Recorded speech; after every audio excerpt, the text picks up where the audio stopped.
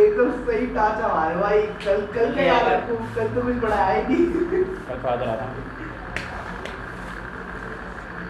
बेटा after ending with current electricity I don't know how many times हम लोग एक नया चैप्टर स्टार्ट करने जा रहे हैं, moving charge and magnetism. Right, moving charges and magnetism में सबसे पहले चैप्टर तो बहुत सिंपल है, ठीक है, और क्या क्या स्टार्ट करना है ये हम लोग चीज़ें जानेंगे, ठीक है।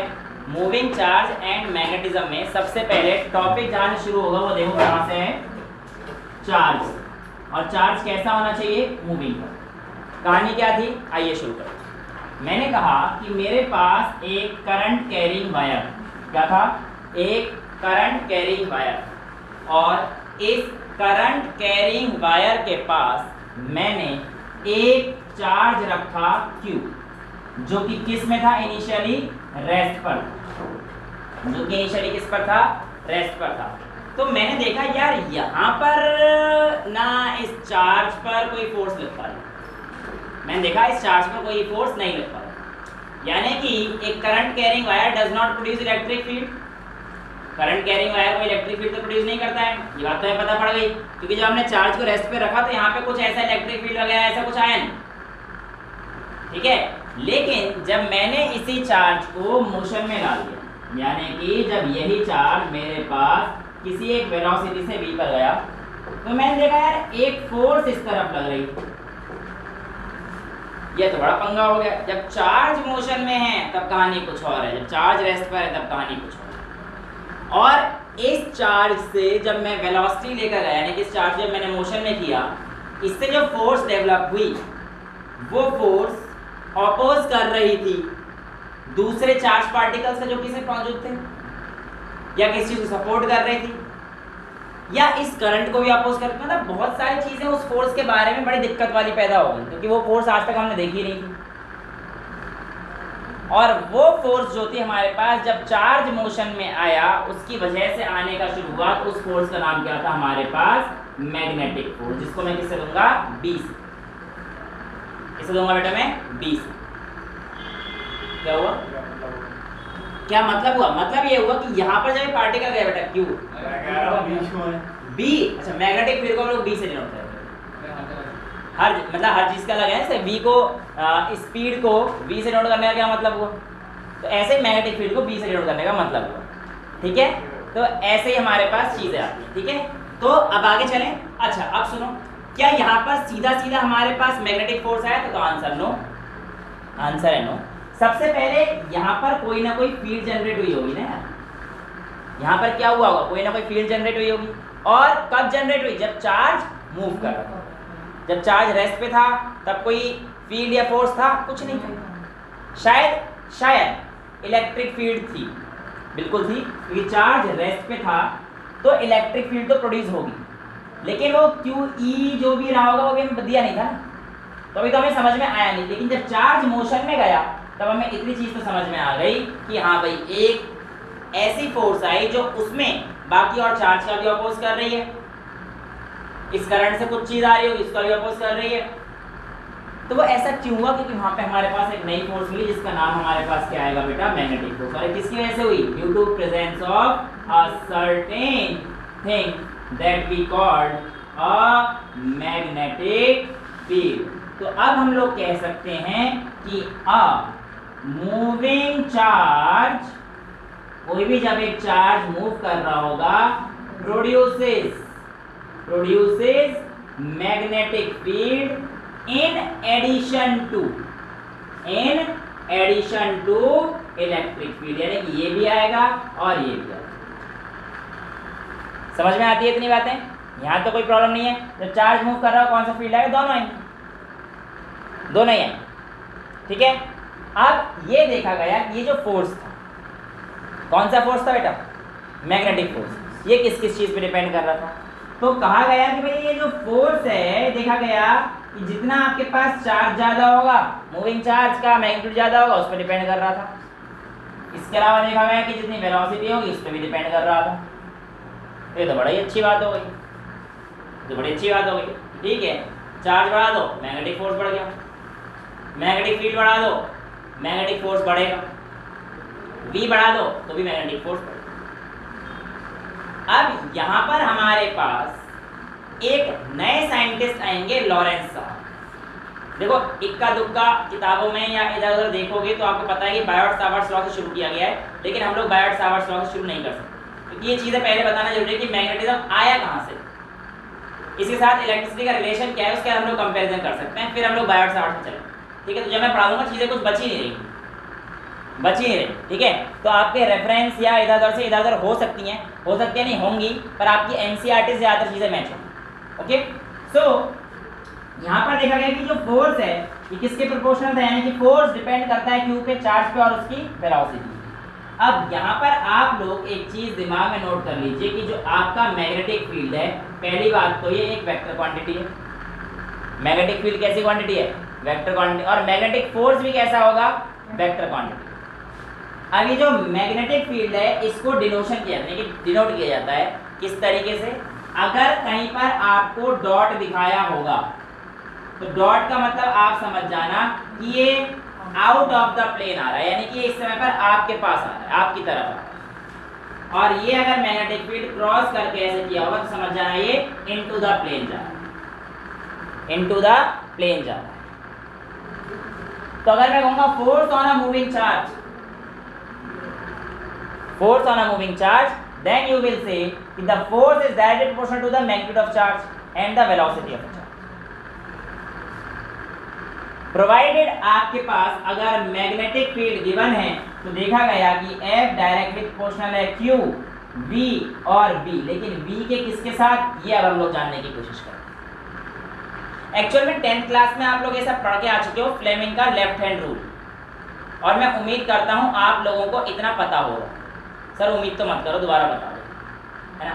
तो फ्लेमिंग के लेफ्ट हैंड के लिए पहली बात तो जो सबसे मेन गलती बच्चे करते हैं, बोलते लेफ्ट हैंड रूल है, लगाते राइट हैंड रूल है। तो कृपया इस्तेमाल करें अपनी उल्टी हाथ की उंगलियां। हाँ बेटा, fingers of the middle, sorry वो लेफ्ट हैंड, कहने का मतलब ये है उल्टे हाथ का इस्तेमाल करो। फ्लेमिंग का लेफ्ट हैंड रूल, ठीक है। अच्छा, अब मेरी 2-3 बातें ध्यान सुनना। फ्लेमिंग के लेफ्ट हैंड रूल में बहुत सिंपल है, थंब क्या इंडिकेट करता है बेटा, फोर्स, ये क्या इंडिकेट करता है, मैग्नेटिक फील्ड, इंडेक्स फिंगर क्या इंडिकेट करेगी, मैग्नेटिक फील्ड, और ये क्या इंडिकेट करेगा, करंट, क्या इंडिकेट करेगा, करंट। अब 2-3 चीजें याद रखना, जो इलेक्ट्रॉन अगर आपको प्रोवाइड है तो करंट की डायरेक्शन ऑपोजिट हो जाती है, ये आप लोगों को पता होना चाहिए। भाई कह रहे हो करंट अगर नॉर्थ टू ईस्ट जा रहा है तो आपको पता होना चाहिए, या नॉर्थ टू साउथ जा रहा है तो इलेक्ट्रॉन की डायरेक्शन अपोजिट होगी, साउथ टू नॉर्थ हो जाएगी, है ना। पर अगर करंट दे रखा है चेंज करने की जरूरत नहीं है। अगर इलेक्ट्रॉन कहता है ईस्ट टू वेस्ट तो समझ जाना करंट वेस्ट टू ईस्ट। तो इस हिसाब से हमें ध्यान भी देने की जरूरत है कि हमारे पास क्या चीज़ें प्रोवाइडेड हैं और क्या चीज़ें पूछी गई। अब मेरे को तो सिंपल सी बात ये करनी थी कि यहाँ पर जब मेरे पास एक ऐसा फोर्स आ रहा था जो ऐसे प्रोपोर्शनल था, किसके, क्यू के, वी के और बी के, तो मैंने कहा ठीक है, मेरे पास लेट से मैग्नेटिक फील्ड इस तरफ था, लेट से एक मैग्नेटिक फील्ड इस तरफ था, और मैंने V का एक कंपोनेंट डाला ऐसा, जो कि इस B के साथ, सुनना ध्यान से, जो मैंने वेलोसिटी यानी कि चार्ज पार्टिकल जो एंटर किया है उसका जो वेलोसिटी वेक्टर है वो किसके साथ एंगल बना रहा है, मैग्नेटिक फील्ड के साथ। तो मैंने कहा ठीक है, ये मेरे पास थीटा एंगल बना रहा है, समझ में तो आता है, तो कोई प्रॉब्लम वाली बात नहीं है। तो जब ये B और V के बीच में एंगल का आप डिसॉल्व करेंगे तो यहाँ पर कौन सा प्लेन आ जाएगा, V sin थीटा, और ये वाला जो आएगा in the direction of V, ये V cos थीटा है। अब V cos थीटा तो कोई रोल प्ले नहीं करेगा, ये बता दूंगा आपको क्यों, क्योंकि around the direction of V है, कोई रोल नहीं। तो जो फोर्स हमने देखा, वो पाया गया कि अब यार ये समझ जाने, एक्सप्लेन वाई प्लेन है, जेड प्लेन ऐसे बना था। ये जो फोर्स था ना, ये V और B दोनों के परपेंडिकुलर था। फोर्स क्या था, V और B दोनों के परपेंडिकुलर था। V क्या है, वेलोसिटी, किसकी, चार्ज पार्टिकल की। तो यानी कि ये फोर्स जो आपके पास लगता है magnetic, it is perpendicular to both आपका मैग्नेटिक फील्ड एंड वेलोसिटी, और वेलोसिटी का कौन सा कंपोनेंट है जो इसके परपेंडिकुलर। देखो ये एक्चुअल में जेड प्लेन ऐसे आ रहा है तुम्हारी तरफ फोर्स, v वेलोसिटी ये गई, b इधर जा रही थी, तो b और b के बीच में थीटा, थीटा का कंपोनेंट रिजॉल्व किया तो b की डायरेक्शन जाने वाला थीटा कोई काम नहीं कर रहा, ये तो पैरेलल हो गया। जो v sin थीटा है वो नीचे लग रहा है, इसके साथ परपेंडिकुलर ये मैग्नेटिक फील्ड आ रहा है, फोर्स आ रहा है सर। ये वाला जो फोर्स है ये परपेंडिकुलर है टू दिस एंड दिस। तो बहुत बार पूछा गया क्वेश्चन है कि जो है हमारे पास इसके परपेंडिकुलर रहता है, ये दोनों के परपेंडिकुलर रहता है। किस किस के? एक तो हमारे पास वेलोसिटी के और एक मैग्नेटिक फील्ड का। तो सर वेलोसिटी कैसे परपेंडिकुलर रहेगा? बात बिल्कुल ठीक है कि वेलोसिटी सर आपके एंगल पे जा रही है, तो how can you say that कि ये परपेंडिकुलर रहेगा? नहीं, वेलोसिटी के परपेंडिकुलर कंपोनेंट को ही देखना पड़ेगा। यानी कि मैं इसका जो फॉर्मूला लिखूंगा अब यहाँ पे हटाकर मैं लिखूंगा बेटा F = Q B perpendicular into B। समझ में आया? F = Q into B perpendicular into B। जिन बच्चों का बैकलॉग आ चुका है वो एक चीज का ध्यान रख लें कि यहाँ से अपना बैकलॉग बिल्कुल ना आने। चैप्टर अभी बहुत बचे हुए हैं, क्योंकि अगर इस चैप्टर में बैकलॉग आ गया फिर आपको ये कवर करना बहुत मुश्किल हो जाएगा, क्योंकि ये बड़ा चैप्टर है और पीछे के 3 चैप्टर ही बड़े थे, फिर ऑप्टिक्स आएगा एक, वो भी बड़ा है, तो आप लोगों के लिए मुश्किल हो जाएगा। तो ये साथ के साथ करते रहें। मैं अभी से आपको बता रहा हूँ कि इस चैप्टर को घर जाते ही पढ़ना शुरू कर दें। चैप्टर लंबा है, थोड़ा सा बच्चों को टफ भी लगता है। तो यहाँ पर वापस आ जाते हैं अपने इस पे B परपेंडिकुलर इनटू B। समझ में आ गया? अब मैं आपसे कहता हूँ F = Q into B। Perpendicular component इसका कौन सा है? B sin थीटा इंटू क्या हो जाएगा? B। क्या इस चीज को मैं ऐसे लिख सकता हूँ F = Q into V cross B। तो इसमें जो V क्रॉस B में sin थीटा कंपोनेंट है वो किसके साथ है? V के साथ। किसके साथ है? V के साथ है। तो V sin theta cross B, ये जो हमारे पास आता है ये नेट क्या आता है? मैग्नेटिक।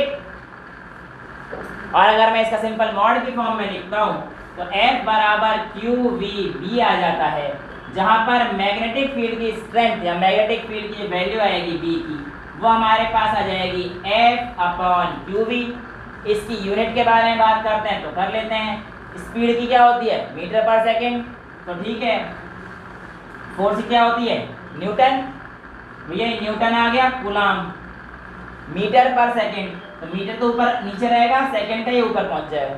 समझ में आ रहा है? तो यार थर्ड क्लास के बच्चे तो वो नहीं, ये मीटर पर सेकेंड में चेंज किया, वेलोसिटी सेकेंड ऊपर पहुंच गया। अब करंट बराबर होता था चार्ज अपॉन टाइम, 4 कूलाम पर सेकेंड। लेकिन अगर ये सेकेंड अपॉन कूलाम आ रहा है तो आई भी तो 1/i हो जाएगा। समझ रहे हैं? देखो यहाँ पे देखो कूलाम अपॉन सेकेंड तो आई होगा, लेकिन अगर सेकेंड अपॉन कूलाम है तो 1/i। 1/i ऐसा होता है, एम्पियर की वैल्यू ये है ना, बेसिकली ये क्या है हमारे पास? 1 एम्पियर। 1 में तो हमारे पास मैग्नेटिक फील्ड की यूनिट आएगी newton upon ampere metre. Newton upon ampere metre. जो हमारे पास ऐसा यूनिट है इसकी वैल्यू को हम लोग बोलते हैं टेस्ला। क्या बोलते हैं? टेस्ला। तो व्हाट इज द ऐसा यूनिट ऑफ मैग्नेटिक फील्ड? ये आंसर आएगा बेटा टेस्ला। ऐसा नहीं है कि आपके पास जो वैल्यू है वो सिर्फ और सिर्फ टेस्ला की वैल्यू में दी जाती है, और भी चीज़ें हैं, वेबर है, गॉस भी है। सीजीएस यूनिट क्या है? गॉस। वेबर सीजीएस नहीं, वो अदर यूनिट्स। ठीक है, तो जो हमारे पास टेस्ला है इसको गॉस में कन्वर्ट करना हो तो हमारे पास कितना होता है? कितने गॉस होते हैं टेस्ला में? 10⁻⁷ Newton 10⁻⁴। 1 Tesla is equal 10⁻⁴ Gauss. तो ये भी आप लोग ध्यान रख लें। ठीक है, तो गॉस इज अदर यूनिट जो सीजीएस और एमकेएस ने आपको सिखाई थी, तो है ना, वहाँ पे हम लोग यूज़ करते हैं, तो यहाँ पे आ जाती है। और magnetic field newton upon ampere metre, ये आपको समझ में आ जाना चाहिए इसकी एसेंट का। यहाँ तक किसी बच्चे को कोई प्रॉब्लम? लेकिन मुझे प्रॉब्लम ये है कि मैंने जितनी भी चीज़ें आप लोगों को बताई वो अभी तक बता दी सारी मैग्नेटिक फील्ड के बारे में। और जब मैंने आपको इंट्रोडक्शन दिया तो मैंने कहा कि यहाँ पर ये moving charge produces sir magnetic field in addition to electric field. In addition to electric field है, यानी कि आपने सारी मैग्नेटिक फील्ड की बात कर ली, हमने मान भी ली, सारी बात सही भी है आपकी, चलो हमें इससे कोई दिक्कत भी नहीं।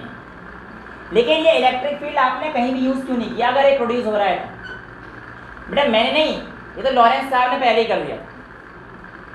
लॉरेंस साहब ने पहले कर दिया था, और लॉरेंस साहब ने कहा था कि जो नेट फोर्स जब भी कोई चार्ज पार्टिकल मूव करता है वो बराबर होता है F electric plus F magnetic. F ई वहां पे F इलेक्ट्रिक है और F बी वहां पर F मैग्नेटिक। और जब लॉरेंस साहब ने ये काम कर दिया तो उन्होंने कहा भाई ऐसा है कि आप F को जानते हैं? हमने कहा हाँ। उन्होंने कहा क्या आप F बी को जान रहे हैं? तो इन्होंने कहा हाँ सर, एफ बी बराबर हमारे पास होता है Q B B sine theta. तो कहते हैं ठीक है, तो आप इसको ऐसे लिख सकते हो Q into V cross B. हमने कहा हाँ। तो कहता है कोई नहीं, फिर आप ऐसा कर दो कि जो आपका एफ नेट है इसमें से क्यू कॉमन ले लो और E vector plus V cross B कर देना, आपका आंसर हमेशा सही आएगा। बिल्कुल सही बात है। नेट फोर्स जो हमारे पास जब भी चार्ज पार्टिकल मूव करेगा, ऐसे केस में केवल मैग्नेटिक या इलेक्ट्रिक का नहीं निकाला जा सकता। नेट फोर्स के लिए दोनों ही फोर्स रिस्पॉन्सिबल होते हैं, जिसकी वजह से हमारे पास हमारा आंसर भी ऊपर नीचे आ सकता। ठीक है, तो गलती मत करना, दोनों फोर्स को ऐड करने का ध्यान रखें। यहाँ तक चीज़ें क्लियर है। अब आते हैं, जब हमारे पास चार्ज पार्टिकल ऐसे मूव कर रहा है तो फ्लेमिंग का लेफ्ट हैंड रूल कैसे इस्तेमाल करें? अच्छा एक चीज़ और, जब भी ये फोर्स आएगा, ये जो फोर्स आप दोगे, ये फोर्स हमेशा V क्रॉस B यानी कि V से B की डायरेक्शन में जाना, V से B की डायरेक्शन में जाना फोर्स देखने के लिए हमेशा। यानी कि अगर आप इसके केस में जाते हो तो फोर्स आपका बाहर की तरफ आएगा। कैसे? V क्रॉस B की तरफ गए, ऐसे कर्ल करते हो तो थंब पॉइंट करेगा, ये आपका फोर्स की तरफ पॉइंट करेगा। ये क्या बता रहा है आपका फोर्स? तो एक सिंपल सी बात हो गई ना यार, अगर एंटी क्लॉकवाइज डायरेक्शन में जा रहे हैं तो हमारा फोर्स कहाँ आएगा? पॉजिटिव, यानी कि आउटवर्ड मान के चल लेते हैं। पॉजिटिव नेगेटिव यूज नहीं करूंगा, आउटवर्ड के। ठीक है, और टॉर्क के लिए यूज होता है पॉजिटिव में। ये अगर एंटी क्लॉकवाइज है टॉर्क पॉजिटिव और क्लॉकवाइज है टॉर्क नेगेटिव, ये मैं आपको पढ़ा चुका हूँ क्लास 11 है ना। चलो यहाँ भी पढ़ा दे, टेंशन ना। तो ये एंटी क्लॉकवाइज अगर चीजें जाएंगी V क्रॉस B की डायरेक्शन में तो आपके पास फोर्स कहाँ आएगा? आउटवर्ड, यानी कि आउट ऑफ द प्लेन आएगा। लेकिन अगर B क्रॉस B सपोज करो ऊपर होता तो मैं B क्रॉस B ऐसे कर रहा होता, B से B की तरफ ऐसे आ रहा होता। ठीक है, तो हमारे पास अगर क्लॉकवाइज रहेगा तो हमारे पास जो चीज़ें जाएंगी वो कहाँ जाएंगी बेटा? Into the plane. यहाँ तक किसी बच्चे को कोई दिक्कत नहीं है? लॉरेंस फोर्स समझ में आ गया? ये समझ में आ गया? अच्छा, अब मैं ये उल्टा हो गया, एक गॉस इज इक्वल टू 10⁻⁻⁴ इसको सही करना। ठीक है, अब मैं आप लोग कुछ न्यूमेरिकल्स कराऊंगा और न्यूमेरिकल्स के लिए हमारे पास काफ़ी अच्छे अच्छे क्वेश्चन हैं एक दो, जिसमें कि आप लोगों को एक दो पुरानी बातों का भी याद दिलाएंगे। एक दो तो आएंगी बातें, है ना। और काफ़ी अच्छा क्वेश्चन लगा मेरे को कराने से पहले, तो मैंने कहा बढ़िया है, करा देते हैं।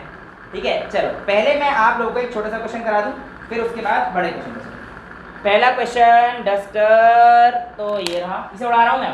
ठीक है, लॉरेंस फोर्स वगैरह हमने सब कर लिया है। अब मैं यहाँ पर आप लोगों को क्वेश्चन दूंगा दो, और दो क्वेश्चन में से एक आप लोगों का प्रीवियस कॉन्सेप्ट भी चेक करेगा। तो इसलिए अपने वेक्टर्स के जो कॉन्सेप्ट थे उनको संभाल के रखे हैं आपने, तो आपके काम आएंगे। अदरवाइज आपसे वो क्वेश्चन नहीं बनेगी। मैग्नेटिज्म में भी कहीं ना कहीं से वेक्टर तो घुस ही जाएगा। ठीक है, चलो पहला क्वेश्चन मेरे पास इसने दे रखा था। इसने कहा था कि एक चार्ज है -4 माइक्रो कूलम का, उसकी इंस्टेंटेनियस वेलोसिटी v बराबर 2i cap -3j cap plus k cap into 10⁻⁶ milli क्या दे रखा, मीटर पर सेकेंड दे रखी है, sorry, in a uniform magnetic field of b is equals to 2i cap plus 5j cap -3k cap into 10⁻⁻²। आपको बताना है फोर्स कितना होगा चार्ज पर। तो देखो बेटा, ये क्वेश्चन तो बहुत ही सिंपल क्वेश्चन है, जो आपसे फॉर्मूला करा रहा है और क्रॉस प्रोडक्ट करवा रहा है, बस और कुछ नहीं। F इज इक्वल Q तो आपको दे रखा है -4 माइक्रो कूलम का, यानी कि -4 × 10⁻⁶ इंटू V क्रॉस B, यानी कि आपको basically 2i - 3j plus k। देखो, चाहे आप मल्टीप्लाई कर रहे हो, चाहे आप क्रॉस कर रहे हो, चाहे डॉट कर रहे हो, ये सब जो मल्टीप्लाई में रहेंगे सब ऐड हो जाता है, यानी कि 6 - 2 4 और -6 - 2। ठीक है ना, ये सब चीज़ रह जाएंगी, इसमें कोई दिक्कत नहीं। ये V क्रॉस B और इसका आप क्रॉस प्रोडक्ट करना है आप लोगों ने। अब अगर आप लोगों ने क्रॉस प्रोडक्ट नहीं करा है तो मैं आपको बता देता हूँ कैसे करते हैं। 2i माइनस 3j प्लस के ऐसे लिख लेना। ये जो दूसरी वैल्यू है 2i plus 5j minus 3k ऐसे लिख लेना। उसके बाद ये आपको पता होना चाहिए क्लॉकवाइज घूमोगे या एंटी क्लॉकवाइज, तो आप क्या ना एंटी क्लॉकवाइज उसमें लिख देना i j और k।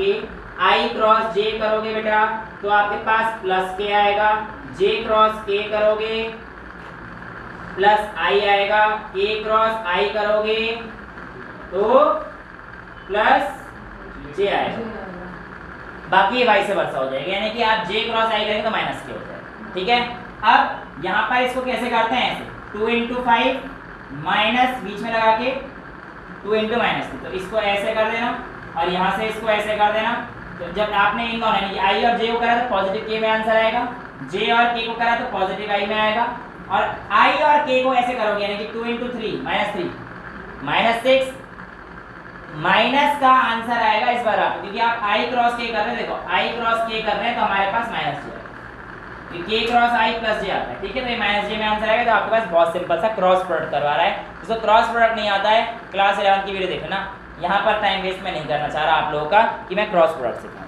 ठीक है, नेक्स्ट जो क्वेश्चन है वो हमारे पास है a charge particle is having a charge 50 microcoulomb. क्यों कितना दे रखा है बेटा मेरे को 50 माइक्रोकूलम, और बोल रखा है it is projected vertically upward with a speed इतना, वेयर अ मैग्नेटिक फील्ड इतना, south to north, find the direction. ठीक है, चलो ये भी हो जाएगा, फिजिकल टू क्यू भी लगाना है, इससे भी कोई बहुत नया काम नहीं करना।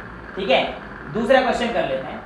अ मैग्नेटिक फील्ड ऑफ 5 इंटू 10 की पावर माइनस 3 के कैप, ये कितना दे रखा है मैग्नेटिक फील्ड इतना Tesla, exerts a force of 2.0 I cap plus 1.5 J cap into 10 की पावर माइनस 10 न्यूटन। ये आपको क्या दे रखा है मैग्नेटिक फील्ड, ये क्या दे रखा है आपको फोर्स। ये कह रहा है it acts on a particle having a charge 1.0 into 10 की power minus 9 coulomb and are going in XY plane. ये किस प्लेन में बता रहा है, XY प्लेन पे। आपको बतानी है find the velocity of particle, ये आपको बता। ठीक है, अब देखो यहाँ पर आप फंस जाओ, क्योंकि आप लोगों के लिए F is equals to Q V cross B तो लगा दोगे, बट आप V निकालोगे तो A की निकालोगे, कैसे निकालोगे पता। तो मैंने कह दिया कि लेट जो मेरी जो वेलोसिटी है वो Vx I cap plus Vy J cap plus Vz K cap है, ये मेरी नेट वेलोसिटी है। एक वेलोसिटी से V से मेरा आंसर इस बार नहीं आने वाला, क्योंकि आपको इस बार बोल दिया कि मोशन आपके पास किस प्लेन में जा रहा है, XY प्लेन में है। तो मेरे पास F की वैल्यू दे रखी थी, तो F is equals to Q into V cross B रहने वाला है। ठीक है, इस फॉर्मूले का इस्तेमाल करूंगा, आंसर तो यहीं से आएगा, लेकिन थोड़ा सा दिमाग भी लगा के आएगा, डायरेक्ट आंसर नहीं आएगा। F का हमारे पास आएगा 2I cap plus 1.5 J cap into 10 की पावर माइनस 10, Q की वैल्यू दे रखी होगी 1 इंटू 10 की पावर माइनस 9। अब देखो बेटा V क्रॉस B कैसे करूँगा, V को तो ये लिखूंगा Vx I cap plus Vy J cap plus Vz K cap और इंटू B कितना दे रखा था 5 इंटू 10 की पावर माइनस 3, 10 की पावर माइनस 3 K कैप। अच्छा अब देखो ध्यान से मैं क्या कर रहा हूँ, माइनस 9 और माइनस 3 माइनस 12 हो गए। भाई तो मैंने क्या बोला, चाहे क्रॉस प्रोडक्ट या डॉट प्रोडक्ट सब में काम चल जाता है। माइनस 9 और माइनस 3 माइनस 12 हो गए। माइनस 12 को अगर मैं इधर लेके आ जाऊंगा तो ये नीचे माइनस 12 हो जाएगा और ऊपर आके 10 से कट के 2 बच जाएगा। ये तो यार थोड़ा समझ में आ गई है। तो कुल मिला के यहाँ पे इंटू 10 की पावर 2 बचे, 10 की पावर 2 से मल्टीप्लाई करूँगा तो आएगा 200 I cap plus 150 J cap. गलत तो नहीं कर रहा, नहीं ठीक, 200 I cap plus 150 J cap is equals to, अब देखो 1 10 की पावर 9 तो खत्म हो गया। मेरे पास ध्यान Vx I कैप को मैं K कैप के साथ करूंगा तो मेरा आंसर क्या आएगा, I और K को क्रॉस, अभी तो मैं समझाया इसलिए माइनस J। बेटा अभी तुम्हें क्या समझाया मैंने, ऐसे घूमो I J K, इसमें तो मिस्टेक मत करो कम से कम यार। तो मैं बोल रहा हूँ I कैप का K कैप के साथ करूंगा तो I क्रॉस K कर रहा हूँ तो माइनस J आएगा। तो 1 × 10 की पावर 9 तो गोली मारो, 10 की पावर 9 यूज कर लिया 1 तो गोली मार दो। मेरे पास यहाँ पे क्या आएगा 5 माइनस का 5, समझ में आ रहा है? और कितना आ जाएगा bx j कैप। कोई दिक्कत? j कैप का मतलब क्या है? अब मुझे ये बताओ क्या इस पार्टिकल की वेलोसिटी इस समय पर x एक्सिस पे या y एक्सिस पे? मुझे बताओ, क्योंकि bx पे नहीं। बेटा डायरेक्शन हम लोग हमेशा क्रॉस प्रोडक्ट के प्रोडक्ट से निकालेंगे। v क्रॉस b, मैंने क्या बताई थी, कहानी बताई तुम्हें इतनी देर पहले कि डायरेक्शन हमें v क्रॉस b से देखी जाएगी। तो v क्रॉस b का डायरेक्शन क्या है j कैप, यानी कि ये आपके पास y एक्सिस पर कहानी है। तो गलती मत कर देना भगवान के लिए, मुझे पता था ये गलती करोगे। अच्छा, और दूसरा क्या हो जाएगा j क्रॉस k। देखो j क्रॉस k क्या है, j क्रॉस k i, बिल्कुल परफेक्ट है। तो j मतलब vy पे ये करूंगा तो प्लस का 5 vy और ये i के, k क्रॉस k 0 हो जाएगा, साइन 0 0, ठीक है। तो ये वैल्यू हमारे पास आएगी। तो ये कहानी खत्म, यहाँ पर ये खत्म हो जाएगी। यहाँ से 5 कॉमन ले लूँ, मर्जी है, लेना हो ले लो, नहीं लेना हो तो मत लो। अब आपसे पूछा था वेलोसिटी क्या है, क्वेश्चन में तो पूछा है वेलोसिटी ऑफ पार्टिकल, और वेलोसिटी ऑफ पार्टिकल हमें किस प्लेन में निकालनी थी, x और y प्लेन में निकालनी थी, x और y प्लेन में। अब मुझे समझ में आया कि यार ये वाली जो वैल्यू है ना, ये मैं किसके साथ यूज करूंगा, इसके साथ, राइट। और ये वाली जो वैल्यू यूज करूंगा वो किसके साथ यूज करूंगा, मैं इसके साथ। समझ में आ रहा है? ये x देख के इस i के साथ यूज मत करना, यहाँ पर देखना कि j कैप है ये i कैप है, तो यहाँ पे यूज करना। तो ठीक है, j cap by b, x की जो वेलोसिटी आएगी जो आपको लग रहा है बेटा 0 कैसे हो जाएगा, ये डिवाइड करोगे आप तो vx कॉम्पोनेंट, तो 150 बाय 5 कितना आ गया -30, -30 j कैप, क्या बेटा 5 × 30 करेंगे तो वही तो आएगा, -5 30 जा, -5 क्यों कर रहे हो? अरे यार मैंने ये कर दिया ना, एक ही बात लिख तो दिया -30, और इसका इसके साथ आएगा, आई कैप का आई कैप के साथ रखेंगे तो कितना आएगा 200/5, समझ में आ गया ना। तो ये कितना आ गया 40। तो आपके पास जो नेट वैल्यू आएगी वो कितनी आएगी 40 आई कैप माइनस 30 जे कैप, ये पार्टिकल की वेलोसिटी। सिंपल क्वेश्चन नहीं था, आप आंसर निकालने का भी हो सकता है यहाँ पे ऑर्डर कर दें कि vx देख के इस x i कॉम्पोनेंट के साथ यूज करें, नहीं गलत है, ठीक है। तो अपना आंसर सोच समझ के लगाना, जो हमने यहाँ पे क्रॉस प्रोडक्ट निकाला है उसकी टर्म्स में उसी को कैलकुलेट करो। क्लियर है? यहाँ तक कर लोगे? तो मैंने कहा था इसमें वेक्टर का यूज आएगा, इसलिए मैंने बोला था कि आप लोग बिल्कुल ध्यान देते हुए ये कामों को करना। यहाँ तक किसी बच्चे को कोई दिक्कत है? आगे टॉपिक बढ़े, हेडिंग डाल दो motion of a charge particle in a magnetic field. Motion of a charge particle in a magnetic field. Question आ गए समझ?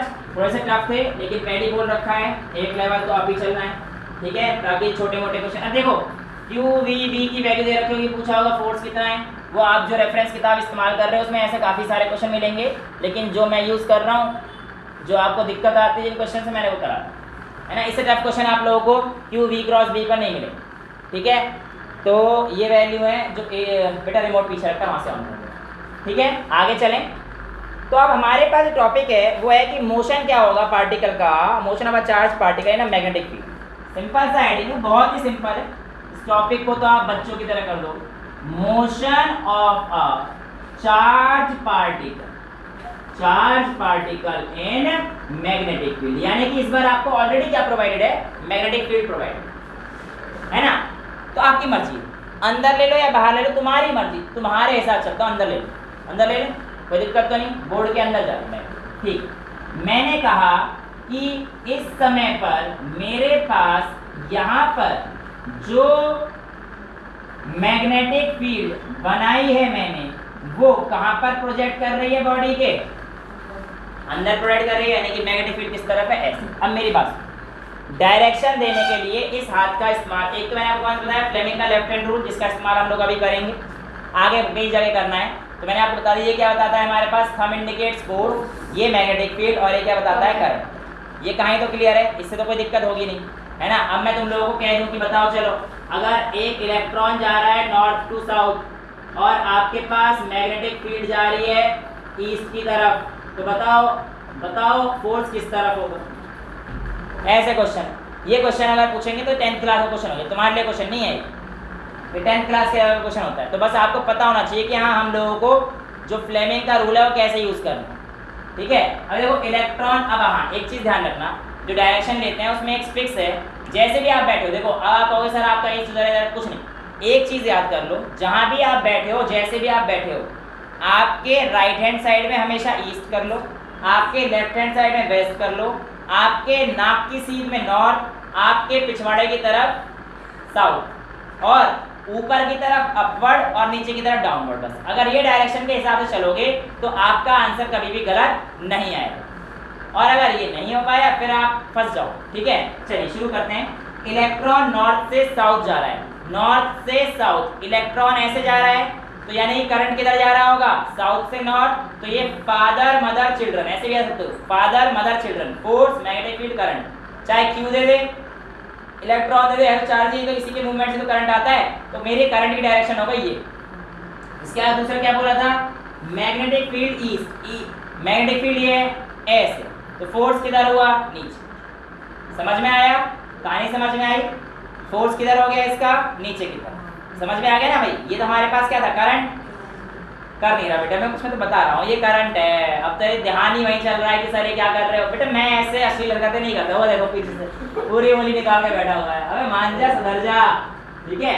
चलो यहाँ पर बेटा ऐसी अश्लील बातें मत करो, शरीफ सा बच्चा पढ़ा रहा है तुम लोगों को हैं, और तुम पढ़ने का नाम ले रहे। अब देखो मेरी बात ध्यान सुनो, ध्यान सुनना एक चीज, अगर किसी चार्ज पार्टिकल को प्रोजेक्ट किया जाता है विद यूनिफॉर्म वेलोसिटी से, तो आपका चार्ज पार्टिकल लेट से एक समय पर इस जगह पर आ गया जो कि क्यू चार्ज पार्टिकल था, और ये जो पार्टिकल था आपके पास मैग्नेटिक फील्ड कहां पर लग रही है, इसके लिए देखो ध्यान से, अंदर की तरफ, अंदर की तरफ तो मैग्नेटिक फील्ड लग रही है।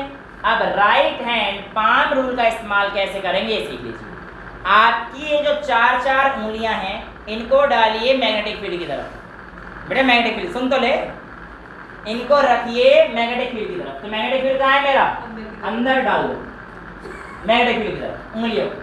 अगला देखो, जो क्या बेटा कितनी डाली, चार उंगलियां तेरी, बाकी तेरी कैपेसिटी मतलब जितना कर सकता है, ठीक है। इधर देखो तो, और ले ले पंगे मुझसे। चलो इधर देखो, ये ऐसे कर दिया यानी कि मैग्नेटिक फील्ड। चार्ज पार्टिकल कैसे जा रहा है, ऊपर की तरफ जा रहा है, तो ये देखो ऊपर, तो आपका जो पाम होगा ये फोर्स बताएगा। पाम क्या बताएगा आपका, फोर्स। तो अगर ये चार्ज पार्टिकल ऐसे है जो बिल्कुल सीधा चल रहा होता है, तो इसको ये पार्टिकल किधर खींचना चाहेगा, जो फोर्स है वो किधर खींचना चाहेगा, अंदर की तरफ खींचना चाहेगा। तो इस पॉइंट पे लगने वाला फोर्स किधर आएगा बेटा, ऐसे आएगा बेटा, क्योंकि मैग्नेटिक फील्ड अंदर है, मैं तो ऐसे घुसाया था, ऐसे ही घुसाया था, लेकिन चार्ज पार्टिकल ऐसे जा रहा था ना, तो चार्ज पार्टिकल का भी तो पार्टिकल की तरफ से देनी है। सबकी सुनता हूँ बेटा, ऐसे थोड़ी है, मैंने ऐसे, मेरा शौक थोड़ी है, मैं तो ये कह रहा हूँ ऐसे जाएगा, बाद में किया, मैं तो पहले ऐसे दे रहा था। अरे ठीक है, खुश है ना तू, तू खुश रहे बस, इतना चल जाएगा ना। समझ में आ गया कहने का, समझ में आ गई, फिर ठीक। अच्छा अब ये जब ऐसे किया तो ये फोर्स कहाँ पे खींचा था, अंदर की तरफ खींचा। ध्यान सुनना, बॉडी कहाँ जाने की कोशिश कर रही है, ऊपर, फोर्स अंदर, तो बॉडी कुछ ना कुछ तो ऐसी हो जाएगी यार, ये अंदर आई है बॉडी के ऊपर। अच्छा इस पॉइंट पे और कैलकुलेट कर लो, इस पॉइंट पे मेरा जो पार्टिकल है, थोड़ा सा बड़ा बनाया था ताकि आप लोगों को समझ में आ जाए, ऐसा कुछ हो जाएगा। इस पॉइंट पर जब मेरा पार्टिकल पहुंच गया है, तो पार्टिकल की वेलोसिटी अब ऐसे कर दी तुम लोगों ने, क्योंकि अंदर की तरफ आ रहा है, वेलोसिटी ये मैग्नेटिक फील्ड ये, तो फोर्स कहाँ खींच रहा है आपकी बात, इस तरफ। जब फोर्स इस तरफ खींचेगा तो पार्टिकल कहाँ जाएगा, और इधर जाएगा, वेलोसिटी इधर खींच रही है। तो ऐसे करते करते करते करते करते, चलो सपोज यहाँ मान लो, यहाँ पे देख लेते हैं क्या होगा, यहाँ पर भी देखना, मैं अब पार्टिकल की वेलोसिटी इस तरफ हो जाएगी, चार्ज पार्टिकल अंदर ले, खुश हो जाए बेटा तुम, ऐसे कर दिया मैंने। अब देखो फोर्स कहाँ लग रहा है, ऊपर, तो ये देखो ये फोर्स लग रहा है। तो ऐसे करते करते अगर आप कहीं पे भी देखोगे तो हर पॉइंट पे बेटा फोर्स कहाँ लग रहा होगा, रेडियली अंदर लग रहा होगा। और ये पार्टिकल कैसा पाथ कंप्लीट करेगा, एक सर्कुलर पाथ कंप्लीट करेगा। ये तो बड़ी अच्छी बात हमें समझ में आ गई कि यार अगर कोई चार्ज पार्टिकल को प्रोजेक्ट किया जाता है इनसाइड अ मैग्नेटिक फील्ड या inside a constant magnetic field, तो वो चार्ज पार्टिकल कैसा पाथ फॉलो करेगा? Circular path. और जो आपके पास ये वाला फोर्स है ये किसके इक्वल होगा? मैग्नेटिक फील्ड का QVB के इक्वल होगा। यहां तक किसी बच्चे को कोई दिक्कत है? यहां तक कोई बच्चे को दिक्कत है? नहीं। और मेरे को मोशन के बारे में पढ़ना है, ठीक है, मैंने मान लिया। अब मैंने कहा कि आपके पास जो फोर्स आया ये कब आया? जब पार्टिकल किस में घूम रहा है? सर्कुलर पाथ पे घूम रहा है। और सर्कुलर पाथ पे जब भी घूम रहा था तो उसका फोर्स हमेशा किस तरफ जा रहा था? सेंटर की तरफ जा रहा था। और सेंटर की तरफ जब फोर्स जा रहा था कौन सा फोर्स लग रहा होगा उसके अंदर? सेंट्रीपिटल फोर्स लग रहा होगा। सेंट्रीपिटल फोर्स अगर उसके अंदर लग रहा होगा तो वो mv²/r के इक्वल होता है।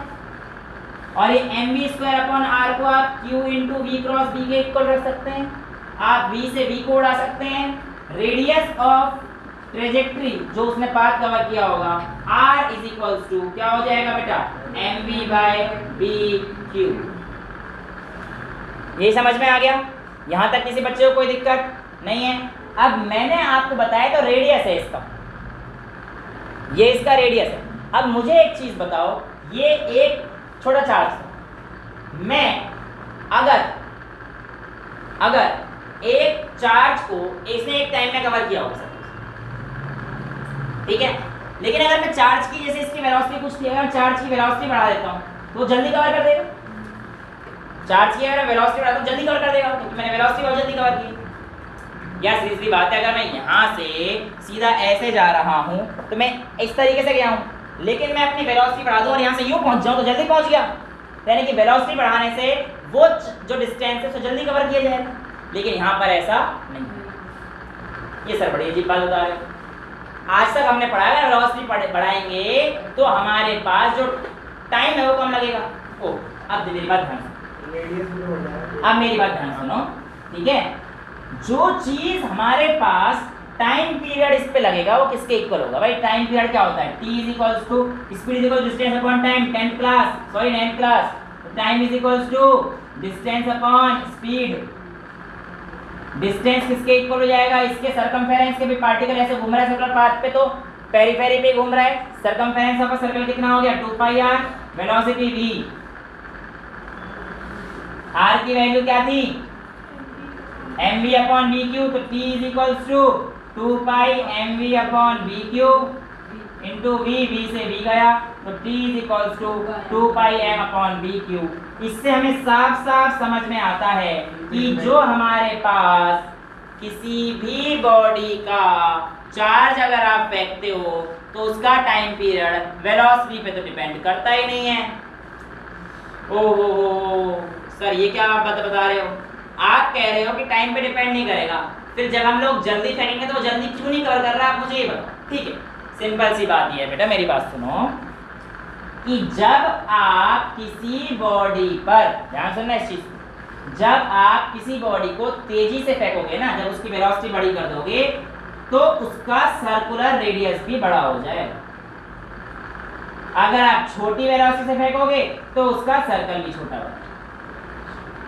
तो जो आप आज मेरे को एक पैराडॉक्स दिखा रहे थे उसमें भी तो सेम कहानी है कि आपका जो वेलोसिटी है अगर वो इंक्रीज करी है तो बेसिकली आपने उसका डिस्टेंस भी तो बढ़ा दिया, उतना रेडियस भी तो बढ़ा दिया।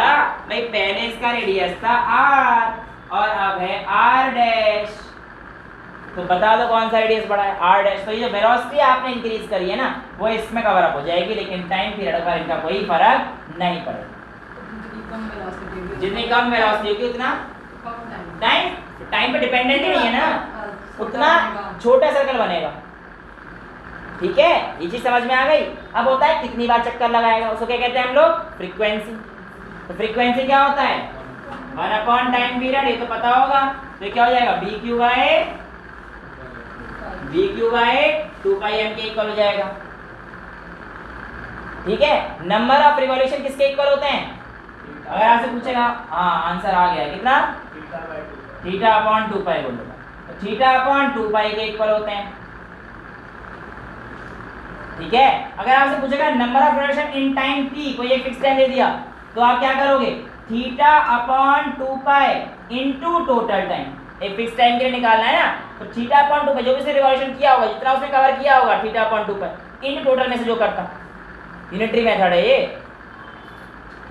है ना। तो t की वैल्यू तुम्हारे पास क्या आई थी, 2 पाई m अपॉन v क्यू। तो यहाँ पे आपके पास इन टाइम t में जो, देखो ये तो नंबर ऑफ रिवॉल्यूशन हो गए फिक्स कि कितना नंबर ऑफ रिवॉल्यूशन करेंगे, थीटा अपॉन 2 पाई से निकालते हैं। और अगर मैं कहता हूँ इन टाइम t में निकालना है, तब आपके पास कितना आ जाएगा, थीटा अपॉन 2 पाई इनटू t की वैल्यू हमारे पास क्या आई थी, 2 पाई m अपॉन में v क्यू। 2 पाई से 2 पाई गया तो हमारे पास कितना आ जाएगा, theta m by v Q. तो ये हमारे पास जब भी कोई चार्ज पार्टिकल किसी मैग्नेटिक फील्ड में प्रोजेक्ट किया जाता है, तो आप लोगों के पास ये कहानी होती है। लेकिन मेरी एक बात ध्यान सुनना, अगर मैं इसको अपने थोड़े से वर्डिंग्स चेंज कर देता हूँ कि एक चार्ज पार्टिकल को मैं बाहर से ड्रैग करते हुए ला रहा हूँ, खींच के ला रहा हूँ, और उसे मैंने किसी मैग्नेटिक फील्ड में छोड़ दिया, प्रोजेक्ट नहीं किया इस बार किसी यूनिफॉर्म वेलोसिटी से, नहीं, क्या किया है, बाहर से लाके मैंने छोड़ दिया, तब क्या होगा, तब कहानी ऐसी नहीं होगी कि सर्कुलर पाथ होगा, नहीं, जो कहानी होगी बेटा तब ये होगी कि particle will not complete it's circular path. यानी कि अगर आप बाहर से किसी पार्टिकल को लेकर डालते हैं जिसकी वेलोसिटी आपने कांस्टेंट किया, आपने प्रोजेक्ट नहीं किया, खींच के ड्रैग करके डाला है, तो ऐसे केस में आपका particle total circular path complete नहीं करेगा। कितना करेगा, क्या करेगा, इसके बारे में डिटेल देंगे तो आराम से टाइम और लग जाएगा, जितना टाइम है नहीं। अभी के लिए और आज के लिए इतना ही रखेंगे। इंट्रोडक्शन हमारा मैग्नेटिक फील्ड से हो गया है, ठीक है। किसी को इस टॉपिक में कोई दिक्कत जो आज कराया है तो आप मेरे को बताइए, अगर नहीं तो आज के लिए इतना ही रखेंगे। क्वेश्चंस आप करते रहिए, MV/VQ वगैरह के सिंपल वगैरह, V परपेंडिकुलर का आएगा, V पैरेलल का कोई काम नहीं होता। हाँ, एक चीज़ और याद आ गई, अभी रुक जाओ यार, देखो यहाँ पे ये जो मैग्नेटिक फोर्स है, ये मैग्नेटिक फोर्स है यार, एक तो कंफ्यूज होता है, मैग्नेटिक फील्ड B है, मैग्नेटिक फोर्स क्या है, FB, F के नीचे सबस्क्रिप्ट में B लगा, कंफ्यूज मत होना। मैग्नेटिक फील्ड जैसे इलेक्ट्रिक फील्ड और इलेक्ट्रिक फोर्स पढ़ी तो थी, इसमें क्या कंफ्यूज होना है, पढ़ चुके हैं, एक्सपीरियंस स्टूडेंट। अब मैं आप लोगों से कह रहा हूँ कि जो मैग्नेटिक फोर्स है ये कब कब जीरो होता है। पहला, जब चार्ज रेस्ट पे होता है, तो क्या चार्ज की वजह से जीरो होता है, नहीं, तब जीरो होता है क्योंकि हमारे पास V जीरो होता है। चार्ज तो कुछ ना कुछ होगा उसके ऊपर, मैंने कह दिया, पर रेस्ट पे रखा होगा, पर अगर V जीरो है तो FB जीरो होता है। अगर मैग्नेटिक फील्ड एब्सेंट होगा तो भी आपके पास जीरो हो जाएगा, और अगर आपके पास ये जो पार्टिकल है, चार्ज पार्टिकल, मैग्नेटिक फील्ड के पैरेलल या एंटी पैरेलल जाता है, तब भी आपके पास मैग्नेटिक फील्ड कितनी होगी, जीरो। रीजन क्या है, रीजन ये है कि हमारे पास इसको अगर मैं खोल दूंगा तो ये V परपेंडिकुलर आया, और V परपेंडिकुलर मतलब V sin थीटा, तो V sin थीटा का मतलब FB = Q × V sin theta × B, यानी कि VB sin थीटा है। और VB sin थीटा में अगर पैरेलल जाएगा B के B, तो साइन की वैल्यू 0 डिग्री हो जाएगी, और साइन 0 कितना होता है, 0, इसलिए फोर्स कितना हो जाएगा, 0 हो जाएगा। सेम केस एंटी पैरेलल का हो जाएगा, साइन पाई, सारे साइन एंड पाई 0 होता है, ठीक है। तो हमारे पास F 180 डिग्री पे पाई होगी ना वैल्यू, यहाँ पे फोर्स कितना हो जाएगा, हमारे पास 0 हो जाएगा। तो यानी कि जब भी पार्टिकल हमारे पास पैरेलल या एंटी पैरेलल चलेगा तब भी हमारे पास क्या रहेगा, 0। और तीसरा केस क्या रहेगा, जब हमारे पास रेस्ट पे होगा, चार्ज रेस्ट पे होगा तब भी, क्योंकि V हमारे पास क्या है उस समय पर, 0।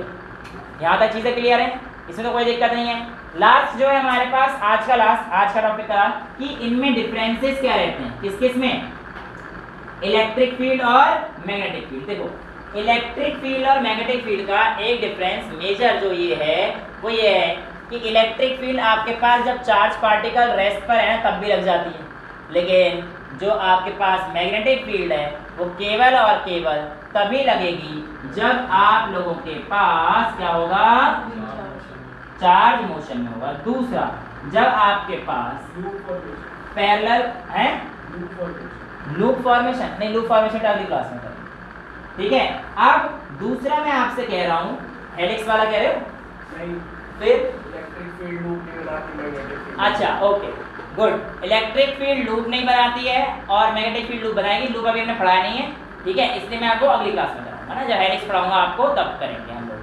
अच्छा, इसके आगे तो एक और डिफरेंस है, वो क्या है कि आपका जो मैग्नेटिक फील्ड है अगर पैरेलल और एंटी पैरेलल होता है तो जीरो हो जाता है। अगर V और B पैरेलल यानी कि चार्ज पार्टिकल पैरेलल या एंटी पैरेलल मूव करेगा तो मैग्नेटिक फील्ड जीरो हो गया, देखा। लेकिन क्या चार्ज पार्टिकल अगर पैरेलल और एंटी पैरेलल मूव करेगा इलेक्ट्रिक फील्ड के जीरो होगा? नहीं, उससे मतलब QE या माइनस QE रहता है, राइट। ये समझ में आ गया। अच्छा, दोनों में सिमिलरिटीज क्या है? बोथ ओबे इनवर्स स्क्वायर लॉ। ये चीज जब हम लोग सावर्ट्स लॉ, बायट सावर्ट्स लॉ वगैरह पढ़ेंगे तब हमारे पास आएगा। अभी मेरे को सिमिलरिटीज डिफरेंसेस बताए थे, वो मैंने आप लोगों को बता दिया है और इंट्रोडक्शन मैंने आपको करा दिया है, ठीक है। तो आज की क्लास के लिए इतना ही रखेंगे। मेरे हिसाब से छोटे मोटे न्यूमेरिकल्स तो हैं, बट ये आप कर लोगे T = 2πm/BQ के ऊपर, और तो ऐसा कुछ है नहीं। चलो एक क्वेश्चन आप लोगों का आज का होमवर्क क्वेश्चन दे देते हैं। होमवर्क क्वेश्चन में कहता है a charge is projected in a magnetic field of 5.0 I cap minus 2.0 J cap into 10⁻³ tesla. ये क्या है? Magnetic field. एक charge particle is projected in a magnetic field of this if the acceleration of particle was found to be x I cap plus 5.0 J cap into 10⁻⁻6 metre पर second square. Find the value of x। ये आज आप लोगों के लिए homework का question है, जिसमें कल की क्लास की शुरुआत हम लोग इसी क्वेश्चन के आंसर के साथ करेंगे। आज के लिए इतना ही रखते हैं। That's all for today. Thank you so much. Charge के लिए साहिब करिए बेटे।